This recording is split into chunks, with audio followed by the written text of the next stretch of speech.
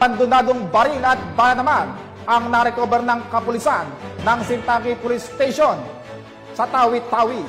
Yan ang tinutukan ni Patrolwoman Julian Alibo. Recover ang mga baril at iba't ibang klase ng bala sa isinagawang Joint Seaborne Patrol Operation sa Punduhan, Lagasan, Barangay Dato, Baginda, Puti, Sitangkay, Tawi-Tawi noong ika-30 ng Abril taong kasalukuyan.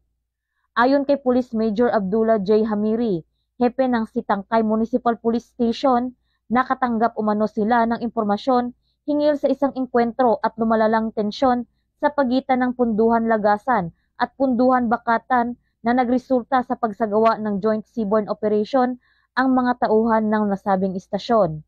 Katuwang ang 212 Marine Company, Marine Battalion Landing Team 12, 3rd Maneuver Platoon, 1st Tawi-Tawi Provincial Mobile Force Company, 1st Special Operation Unit, PNP Maritime Group, Sitangkay Maritime Law Enforcement, Maritime Police Station na nagresulta sa pagka-recover ng 3 unit ng M1 Garand Rifle, 84 piraso ng ammunition, 11 piraso ng clip, isang magazine pouch. Ang mga na-recover na mga ebidensya ay nasa kustudiya ng Sitangkay MPS para sa dokumentasyon at tamang disposisyon.